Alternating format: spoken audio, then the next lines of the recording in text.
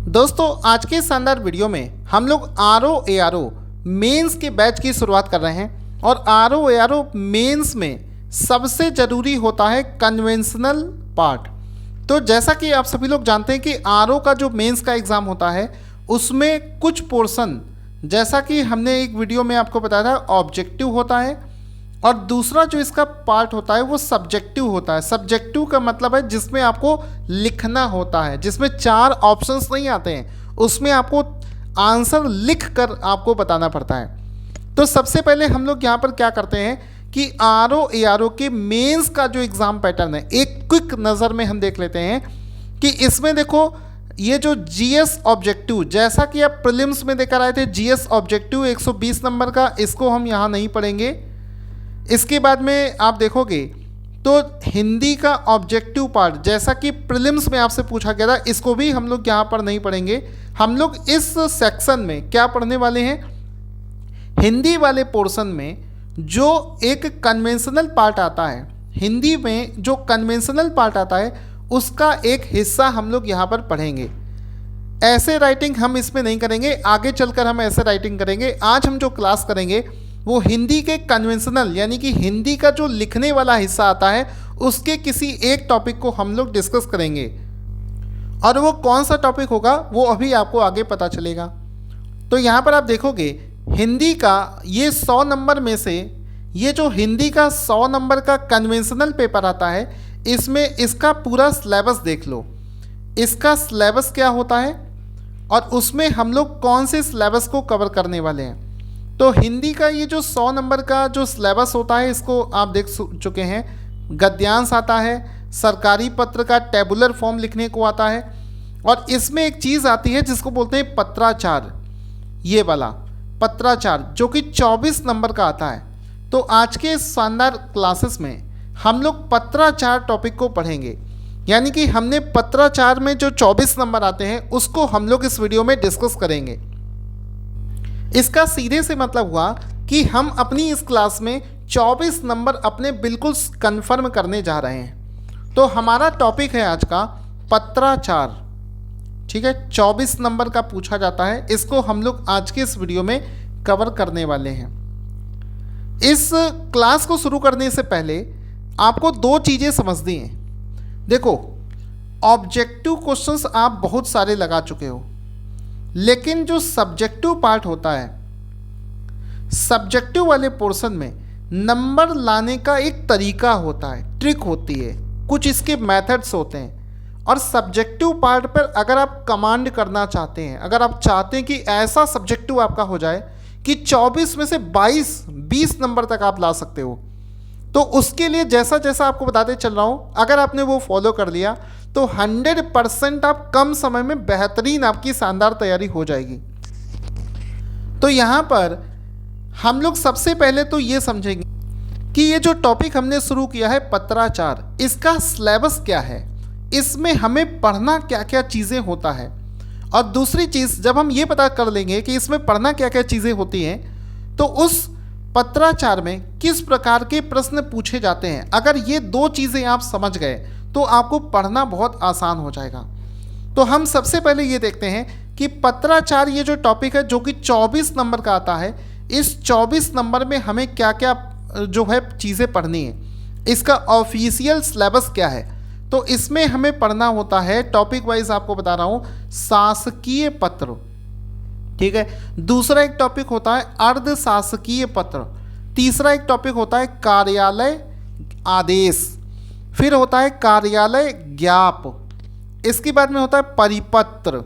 इसके बाद में एक टॉपिक आता है विज्ञप्ति, टिप्पण, प्रतिवेदन, अनुस्मारक, ठीक है। ये सब टॉपिक हैं जो कि हमें इस सेक्शन में पढ़ने हैं। हो सकता है इनमें से बहुत सारी चीज़ों का आपने नाम पहली बार सुना हो, उसके लिए परेशान मत होना, क्योंकि एक एक चीज़ आपको समझाई जाएगी और मेरे समझाने के बाद में आपके मन में कोई डाउट नहीं रहेगा। अब आपको एक चीज़ समझनी है कि मान लो ये सिलेबस हमें पढ़ना है और मान लो हमने सबसे पहले पढ़ना शुरू किया शासकीय पत्र के बारे में, तो अब आपको सब्जेक्टिव, चूँकि आप सब्जेक्टिव तैयारी कर रहे हैं, तो आपके मन में ये भी आ सकता है कि सर ये जो शासकीय पत्र है ये होता क्या है, हम ये चीज़ तो पढ़ेंगे ही, लेकिन सर इसमें एग्ज़ाम में क्वेश्चन कैसा बनेगा, मतलब क्या उसमें ये पूछा जाएगा कि बताओ शासकीय पत्र के बारे में बताओ, लिखो, तो हम तो वहाँ पर एक्सप्लेनेशन लिख देंगे कि भाई शासकीय पत्र जो है ऐसा ऐसा होता है, हम तो वो चीज़ लिख देंगे। तो आपको क्या पता होना चाहिए कि पिछले 5 वर्षों में आरओ में, पीसीएस में या फिर यूपीपीएससी का जो भी एग्ज़ाम हुआ है उसमें शासकीय पत्र से क्या क्या प्रश्न एग्ज़ाम में पूछे गए।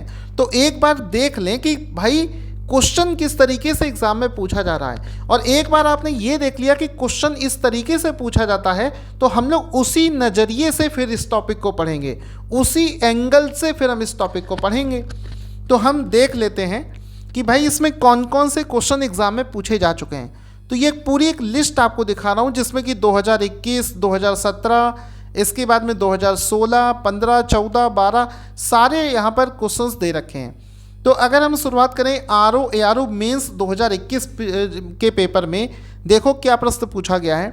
क्वेश्चन पूछा गया है कि अर्धशासकीय पत्र का मतलब क्या होता है, अर्थ क्या होता है, उसका लिखित प्रारूप यानी कि इसका एक फॉर्मेट, प्रारूप का मतलब फॉर्मेट, प्रस्तुत कीजिए। यानी कि सिंपल सा क्वेश्चन बना है कि जो टॉपिक होता है सीधा सीधा उस टॉपिक का एक्सप्लेनेशन आपको लिखना है, कोई घुमा फिरा कर नहीं पूछा गया है। यानी कि अभी आपको शायद नहीं पता होगा शासकीय पत्र क्या होता है, एग्जाम में पूछा गया बताओ शासकीय पत्र होता क्या है और इसको लिखने का फॉर्मेट क्या होता है, सिंपल सा क्वेश्चन है। इसी तरीके से दूसरा क्वेश्चन पूछा गया है कि कार्यालय आदेश किसे कहते हैं और इसका एक उदाहरण प्रस्तुत कीजिए।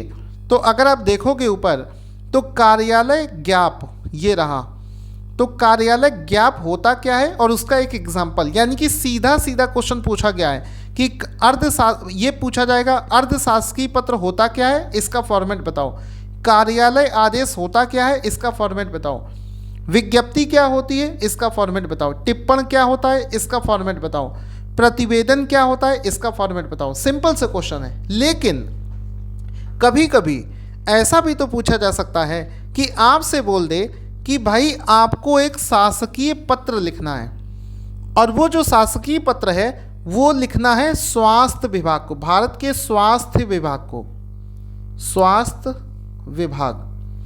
तो उस केस में क्या करोगे, फिर वहाँ पर आप ये एक्सप्लेन नहीं करोगे कि शासकीय पत्र क्या होता है, उसका प्रारूप क्या होता है, क्योंकि अब तो उसने कह दिया कि एक अलग डिपार्टमेंट के लिए लेटर आपको लिखना है।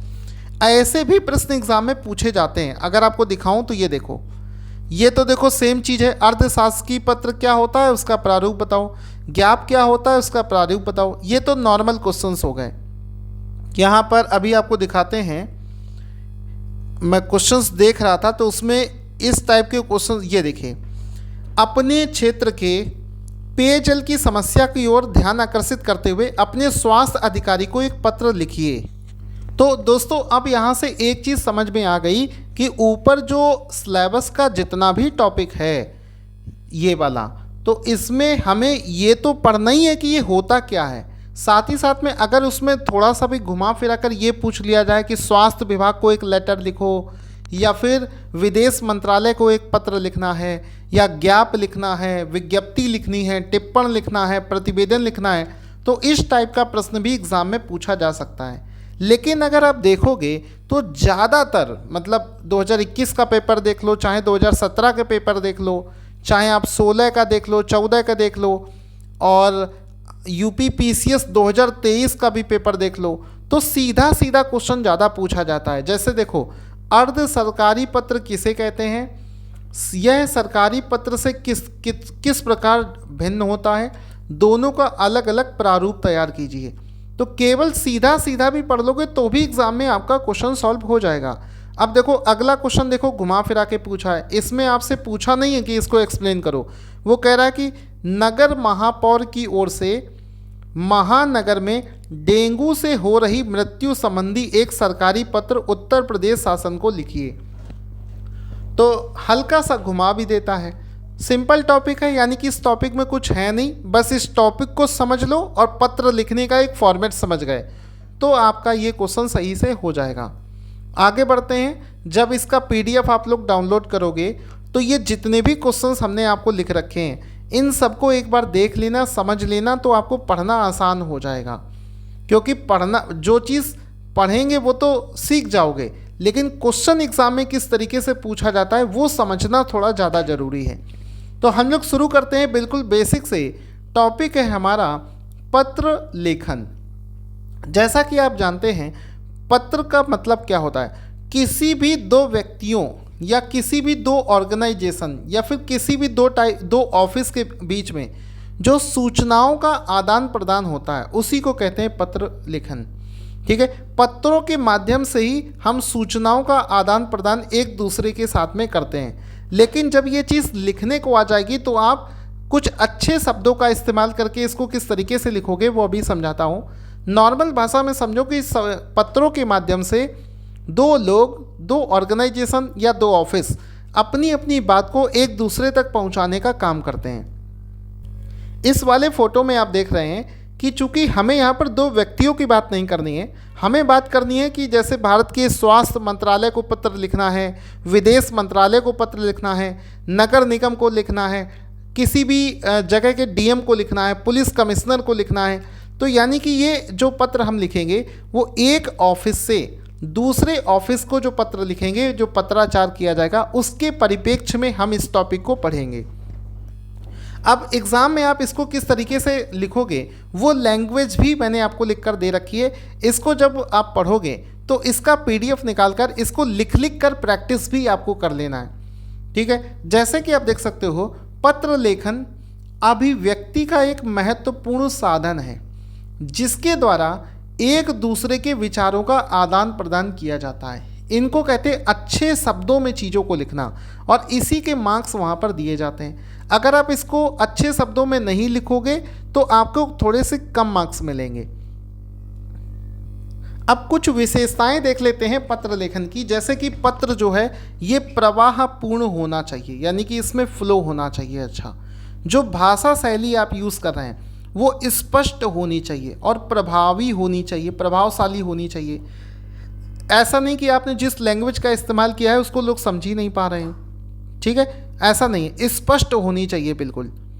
फिर शब्दों की पुनरावृत्ति नहीं होनी चाहिए, एक ही बार को बार बार लिखना ऐसा पत्र में नहीं करना चाहिए। केवल एक बार में ही उस शब्द का इस्तेमाल किया जाना चाहिए, रिपीटेशन नहीं करना चाहिए।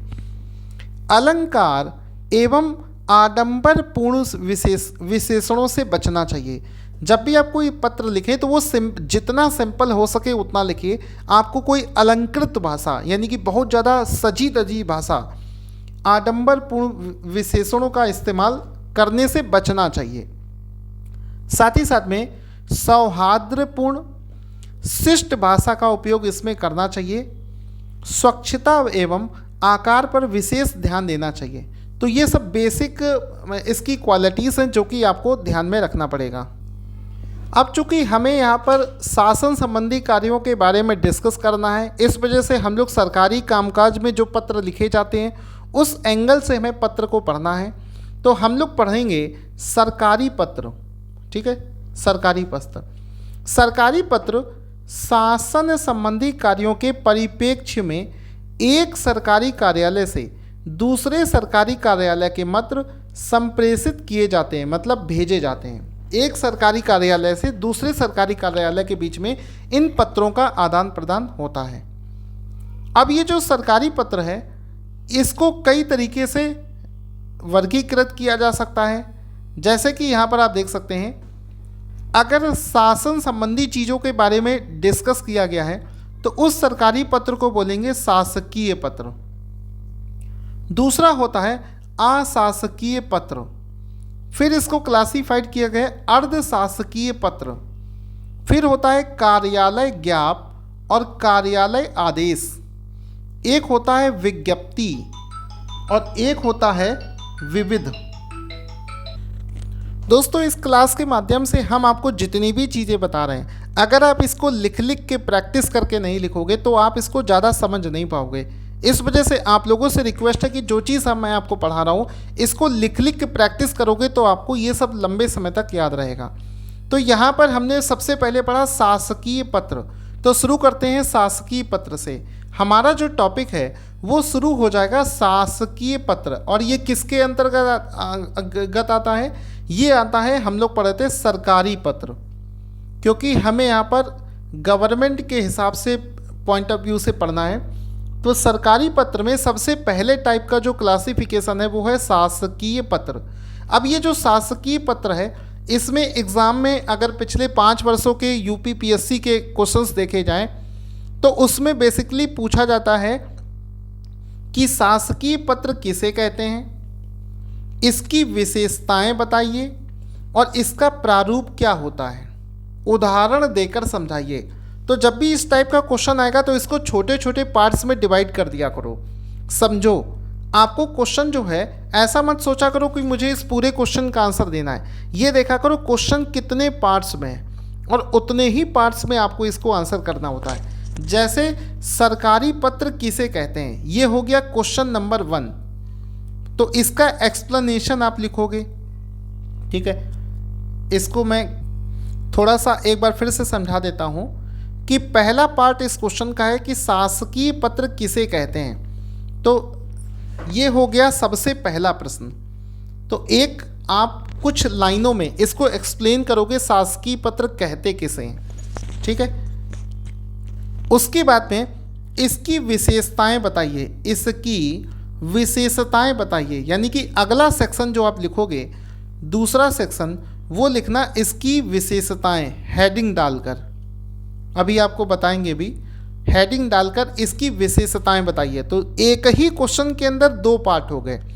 तीसरा पार्ट है इसका प्रारूप क्या होता है, यानी कि तीसरे पार्ट में आपको ये समझाना पड़ेगा कि इसका शासकीय पत्र जब लिखा जाता है तो उसका प्रारूप एग्जैक्टली कैसा होता है, वो लिखोगे। फिर कह रहा है कि उदाहरण देकर समझाइए। और चौथा पार्ट इसका बनेगा कि आपको एक एग्जाम्पल देना पड़ेगा, एक लेटर लिखना पड़ेगा। इस टाइप से क्वेश्चन को ब्रेक कर सकते हैं। तो क्वेश्चन का आंसर लिखने का सबसे बेहतरीन तरीका यही होता है कि आप एक क्वेश्चन को छोटे छोटे हिस्सों में तोड़ लें। और क्योंकि जब एग्जामिनर आपकी कॉपी चेक करता है तो वो ये चीज़ ज़रूर देखता है कि आपने सारे पॉइंट्स का आंसर दिया है कि नहीं। इस वजह से किसी भी क्वेश्चन को सेक्शन वाइज अगर आप ब्रेक कर लोगे तो यहाँ पर आपको ज़्यादा अच्छे मार्क्स मिलेंगे। तो जैसे कि इस क्वेश्चन में आप देख रहे हो कि 4 इसमें सेक्शंस बने हैं और चारों सेक्शन के, मान लो फॉर एग्जांपल मान लेते हैं कि ये वाला क्वेश्चन जो है ये 20 मार्क्स का है। तो यहाँ पर 5 में से 4 नंबर आपको मिल जाएंगे, इस तरफ में 5 में से 4 मिल जाएंगे, यहाँ पर 4 मिल जाएंगे, यहाँ पर 4, तो 16 नंबर, 20 में से लगभग 16-17 नंबर आप यहाँ से आसानी से ले सकते हैं। ठीक है, अब हम एक तरफ से शुरू करते हैं। शासकीय पत्र किसे कहते हैं, तो कुछ लाइनों में एक्सप्लेन कर देना है। जैसे कि वह पत्र जो किसी सरकारी कार्यालय में से किसी अन्य सरकारी कार्यालय को भेजा जाए और उसमें सरकार की नीतियों, समस्याओं और उसके किसी निर्णय या विषय का उल्लेख हो जो नितांत औपचारिक हो, उसे शासकीय पत्र कहा जाता है। सिंपल लैंग्वेज में एक्सप्लेन कर दो। ठीक है, इसके अलावा विशुद्ध शासकीय पत्र की सामग्री तथ्यपरक, यानी कि जो भी आप चीज़ें लिख रहे हो वो फैक्चुअल होनी चाहिए, संयत, स्पष्ट और शुद्ध, ठीक है, होती हैं। इसमें अलंकार, कल्पना, मुहावरे, हास्य विनोद की कोई भी गुंजाइश नहीं होती है। बहुत ज़्यादा विशेषण के शब्दों का, मुहावरों का, अलंकारों का, हास्य विनोद का, हंसी मजाक की, इन सब शब्दों का इस्तेमाल इसमें नहीं किया जाता है। ठीक है, पत्र लेखक या प्रेषक मतलब जो भेजने वाला है, अधिकारी के निजी विचारों के लिए कोई स्थान नहीं होता है। यानी कि जब आप एक डिपार्टमेंट से दूसरे डिपार्टमेंट के लिए पत्र लिखोगे तो उसमें आपके जो पर्सनल ओपिनियन है वो आपको नहीं लिखने हैं। आपको ऑफिस के परिप्रेक्ष्य में, मतलब ऑफिस के रेफरेंस में ही उस पत्र को लिखा जाना होता है। साथ ही साथ में जो भाषा और शैली का इस्तेमाल आप करेंगे वो स्पष्ट होनी चाहिए, सरल होनी चाहिए, शुद्ध होनी चाहिए। किसी भी प्रकार से कोई शब्द जब आप लिखोगे तो उसका एक ही अर्थ होना चाहिए, उसका कोई दूसरा अर्थ नहीं निकलना चाहिए। आगे बढ़ते हैं। अब शासकीय पत्र की विशेषताएं क्या होती हैं, तो यहाँ पर आपको बता दें शासकीय पत्र की विशेषताएं क्या होती हैं। तो विशेषताओं में देखो आप क्या लिखोगे, सबसे पहले इसका एक प्रारूप आपको दिखा देते हैं।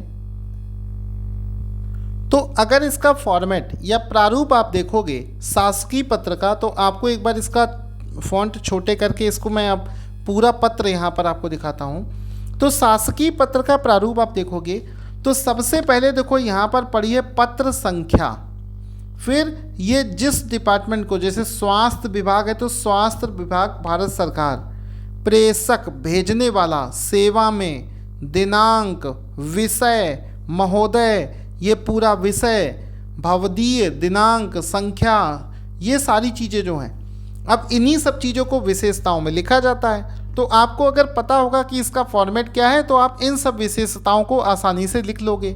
अब यही चीज़ें देखो हम लोग विशेषताओं में कैसे बताते हैं। जैसे कि सबसे पहली विशेषता है कि पत्र में सबसे ऊपर पत्र संख्या, विभाग एवं स्थान का नाम अंकित किया जाता है। अब ये हमने कहाँ से लिख दिया, अगर आपको ये थ्योरी पता है, ये देखो, अगर आपको ये थ्योरी पता है ये कि पत्र में हमने यही तो लिखा, पत्र में सबसे ऊपर पत्र संख्या, विभाग का नाम और स्थान लिखा जाता है। तो सबसे पहला पॉइंट ये हो गया। इसी तरीके से अगली विशेषता में हम लिखेंगे प्रेषक का नाम और किसको दिया जा रहा है वो सब लिखेंगे। तो ये थ्योरी कहाँ से बनती है, जब आप इसका फॉर्मेट अच्छे से समझ जाओगे तो आप एक एक पॉइंट को लिखना शुरू कर दोगे। फिर उसके पश्चात पत्र में बाईं तरफ प्रेषक, प्रेषक होता है पत्र को भेजने वाला, का नाम, पद नाम भी अंकित किया जाता है। इतना करने के बाद में देखो हमने आपको नीचे इसका फॉर्मेट दिखा दिया, उसी फॉर्मेट को स्टेप बाय स्टेप थ्योरी के पॉइंट ऑफ व्यू से हम चीज़ों को लिख रहे हैं। इसका मतलब हुआ कि अगर आप फॉर्मेट समझ गए तो आपको रटने की ज़रूरत नहीं पड़ेगी, आप इतना अच्छे से समझ जाओगे कि खुद से आप ये स्टेप बना बना कर लिख लोगे। तीसरा स्टेप आता है कि प्रेषक के नीचे प्रेषिती अर्थात जिसको पत्र भेजा जा रहा है उसका पद नाम, उसके कार्यालय एवं स्थान का नाम एवं दाईं तरफ दिनांक भी अंकित किया जाता है। अब ये सब क्या है, सिंपल सा आप इस लेटर को, इसको देखोगे सरकारी पत्र को, तो प्रेषक के नीचे, ये प्रेषक लिखने के नीचे जिसको ये पत्र भेजा जा रहा है उसका नाम, पदनाम, स्थान ये लिखा जाएगा और दाएं साइड में इस तरफ इसका दिनांक लिखा जाएगा।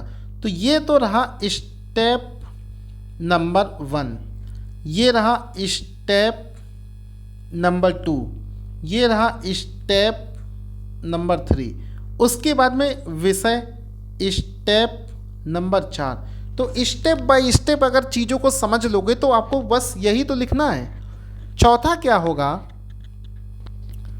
आप ऊपर चलोगे तो लिखोगे प्रेषिती के नीचे बाईं ओर विषय लिखकर उससे संबंधित तथ्यों का उल्लेख किया जाता है। सिंपल सी बात है, वही चीज़ लिखी है कि हम वहाँ पर क्या लिखते हैं, विषय, ये देखो विषय, सब्जेक्ट, ठीक है। उसके बाद में क्या होता है वो भी आपको बता देते हैं। इसके पश्चात महोदय या फिर महोदया, ठीक है, लिखकर पत्र के लेखन को प्रारंभ किया जाता है। सिंपल से स्टेप है, इसको फॉलो करके पत्र लिखा जाता है। अब जब आप पत्र की शुरुआत करेंगे तो होता क्या है, कभी कभी जो शासकीय पत्र होते हैं उसमें आप देखोगे कि राज्यपाल एक आदेश देता है, ठीक है। राज्यपाल ने मान लो कोई एक आदेश दिया कि भाई ये काम होना है, और पत्र जो लिख रहा है वो लिख रहा है सचिव, उस पत्र पर साइन भी होने हैं सचिव के। तो सचिव उस पत्र को जब लिख रहा है तो वो ये थोड़ी ना कहेगा कि ये चीज़ हमारे आदेश से हो रही है, वो तो ये लिखकर इसमें भेजेगा कि मुझे यह कहने का निर्देश प्राप्त हुआ है, या फिर वो कहेगा कि मुझे यह कहने का निर्देश प्राप्त हुआ। किससे निर्देश मिला है, राज्यपाल से हुआ है। तो इस प्रकार के पत्र का जो लेखन है उसका शुरुआत होता है कि जैसे मान लो तुम्हें लिखना है कि पूरे राज्य में पुलिस व्यवस्था मजबूत करी जाए, तो राज्यपाल की तरफ से मान लो आदेश आया है, तो सचिव इसको लिख रहा है, तो सचिव क्या लिखेगा, मुझे यह कहने का निर्देश हुआ है कि पूरे राज्य में पुलिस व्यवस्था अच्छी बनाई जाए। तो इसकी शुरुआत होती, मुझे यह कहने का निर्देश हुआ या मुझे यह कहने का निर्देश हुआ, क्योंकि ऊपर से ऑर्डर आते हैं और सचिव या अनुसचिव जो होते हैं उनके हस्ताक्षर होते हैं, उनके नाम से ही वो पत्र लिखा जाता है। ये एक हमने आपको एक सिचुएशन बता दी। कभी कभी मान लो सचिव के माध्यम से कोई चीज़ होनी है जिसमें राज्यपाल का कोई हस्तक्षेप नहीं है, तो फिर सचिव के हिसाब से लिखोगे कि मैं इस तरीके से ये डिसीजन ले रहा हूँ, इस तरीके से सबको ये फॉलो करना है। वो डिपेंड करता है कि आप किस विषय पर लिख रहे हैं और क्या उसमें मांगा गया है, उसके लिए आपको परेशान नहीं होना है। ठीक है, आगे बढ़ते हैं। शासकीय पत्र का मूल भाग तथ्यों की अधिकता यानी कि फैक्ट बहुत ज़्यादा होना चाहिए, छोटा और बड़ा हो सकता है, यानी कि जो अगर फैक्ट ज़्यादा हैं तो पत्र बड़ा भी हो सकता है और फैक्ट कम है तो ये छोटा भी हो सकता है। ठीक है, अगर इसमें ज़्यादा बड़ा पत्र है तो उसको कई सेक्शंस में डिवाइड करके लिखा जा सकता है। आगे बढ़ते हैं। अब अंत में भवदीय शब्द लिखकर उसके नीचे हस्ताक्षर और पदनाम का उल्लेख किया जाता है। तो इसमें आप देखोगे तो ये देखो शासकीय पत्र का जो ड्राफ्ट है उसमें देखो दाएं साइड में पूरा मतलब यहाँ पर आपने पत्र लिख दिया, इसके बाद में दाएं साइड में भवदीय इस तरीके से लिखा जाता है, नीचे यहाँ पर दिनांक लिखा जाएगा, वही चीज़ ऊपर लिखी गई है। तो वापस से आ जाते हैं कि अंत में भवदीय शब्द लिखकर उसके नीचे हस्ताक्षर पदनाम का उल्लेख कर दिया जाता है। ठीक है, बाकी अभी हम आपको प्रॉपर तरीके से एक लेटर दिखाएंगे तो आप और अच्छे से इन चीज़ों को समझ जाओगे। अब शासकीय पत्र जो है उसकी भाषा अनौपचारिक ना होकर पूर्णतया औपचारिक होती है। ये सब हम विशेषताओं में पॉइंट लिख सकते हैं जिसके हमें अच्छे मार्क्स मिलेंगे। बाकी कुछ और पॉइंट्स हैं जो कि मैं ऑलरेडी आपको एक्सप्लेन कर चुका हूँ कि जैसे कि शासकीय पत्र की भाषा अत्यंत सरल, स्पष्ट और संतुलित होनी चाहिए। तो ये सारी चीज़ें जो हैं आप समझ लेना, इसको लिख के प्रैक्टिस कर लेना, तो आपको सारी चीज़ें समझ में आ जाएंगी। अब जैसा कि आपने देखा था कि हमारे क्वेश्चन में क्या पूछा गया था, इस तरीके से आप लिखोगे तो अगर मान लो फॉर एग्जांपल ये 20 नंबर का क्वेश्चन था तो 20 में से 17 से 18 नंबर आप ले आओगे। यहाँ पर एक सेक्शन था शासकीय पत्र किसे कहते हैं, दूसरा था इसकी विशेषताएं, तीसरा था इसके प्रारूप बताइए और एक एग्जाम्पल दीजिए। तो हम तीसरे सेक्शन की तरफ बढ़ते हैं जिसमें कि हम इसके प्रारूप में डिस्कस करेंगे, इसका जो प्रारूप है वो किस तरीके का होता है। तो यहाँ पर ये इसका प्रारूप है, इसको ध्यान से देख लीजिए और इसको कई बार लिख कर प्रैक्टिस करिए, क्योंकि इसमें आपके मार्क्स काटे जाएंगे अगर आप दिनांक को इस तरफ शिफ्ट कर दोगे और यहाँ पर भवदी को यहाँ शिफ्ट कर दोगे। जितनी गलतियाँ आप करते जाओगे उतने मार्क्स आपके यहाँ पर कट होते जाएंगे। तो इस चीज़ का ध्यान करके भी आप चलेंगे। ठीक है, आगे बढ़ते हैं। अब हम लोग एक एग्जाम्पल के थ्रू इस पूरे प्रारूप को समझने की कोशिश करेंगे। तो हम इसको पहले क्लीन कर देते हैं कि हमें प्रारूप और रियल वाला जो लेटर है उसको समझने में दिक्कत ना हो। तो सबसे पहले मैंने आपको बताया था कि सबसे पहले पत्र संख्या और यहाँ पर डिपार्टमेंट का नाम। तो यहाँ पर देखिए पत्र संख्या इस वजह से, अब हम लोग इसका एग्जाम्पल पढ़ रहे हैं। पत्र संख्या इस वजह से दिया जाता है कि कभी कभी एक रेफरेंस दिया जाता है कि भाई पत्र संख्या 16 या वो वाला पत्र आपको निकालना है। तो इस तरीके से पत्र संख्या जिस डिपार्टमेंट के लिए लिखा गया है तो भारत सरकार का स्वास्थ्य मंत्रालय। ठीक है, प्रेषक यानी कि भेजने वाला, प्रेषक का नाम जो भी आवासा मतलब कोई भी नाम हो, जैसे इसमें सचिव हो सकते हैं कि सचिव का नाम मतलब उप सचिव भारत सरकार, उनका जो भी नाम हो, मान लो उनका नाम है रमेश, उनका मान लो नाम है रमेश चंद्र, तो यहाँ पर लिख दो रमेश चंद्र, उप सचिव भारत सरकार। ठीक है, जिसको लिखा जा रहा है उनका नाम, सेवा में सेवा में मुख्य सचिव उत्तर प्रदेश सरकार लखनऊ। दिनांक आपको दाएं साइड में डालनी है, नई दिल्ली, दिनांक 26 जुलाई 2023। ठीक है। उसके बाद में विषय क्या है? पूर्वी उत्तर प्रदेश में बाढ़ पीड़ितों के लिए चिकित्सीय सहायता प्रदान करना। फिर हम अपनी बात को कहना शुरू करेंगे, किस तरीके से? बहुत ही सज्जनतापूर्व अच्छे शब्दों का इस्तेमाल करके। तो लिखेंगे महोदय, आपके पत्रांक 14/3 का 21 दिनांक 17 जुलाई 2023 के उत्तर में मुझे आपको यह सूचित करने का निर्देश हुआ है कि स्वास्थ्य मंत्रालय के इस समय विदेशों से सहायता स्वरूप भेजी गई दवाइयाँ पर्याप्त मात्रा में उपलब्ध हैं। अपनी पूरी बात लिखी। अब चूंकि लिखी हुई बात बहुत बड़ी बात है, मतलब ज़्यादा शब्दों में होगी, तो इसको अलग अलग सेक्शन वाइज डिवाइड कर दिया।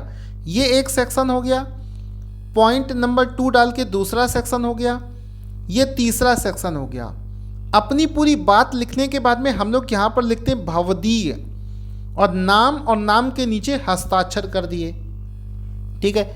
इस तरफ उप सचिव और ये सब लिख दिया, जो जैसा कि ऊपर बताया था, आज्ञा से, और यहाँ पर हस्ताक्षर कर दिए। तो ये पूरा इसका एग्जाम्पल हो गया। तो यहाँ पर आप देख सकते हो कि हमने, आपको दिखाना चाहूँगा, ऊपर आते हैं, और जैसा कि मैंने आपको बताया था कि पत्राचार में हमें क्या पढ़ना है, एक एक तरीके से पढ़ते जाएंगे। जैसे हमने शासकीय पत्र के बारे में आज पढ़ लिया, अगली क्लास में हम लोग अर्धशासकीय, इसी तरीके से जब ये पूरा हम कंप्लीट कर लेंगे तो 24 नंबर की पूरी तैयारी हमारी यहाँ पर हो जाएगी। तो ये 24 नंबर हमारे बिल्कुल फिक्स हो जाएंगे, और हमारे स्टूडेंट हर साल 24 में से 20, 21, 22 नंबर तक भी लेकर आ जाते हैं। Thank you so much guys. I hope आपको आज की क्लास अच्छी लगी होगी।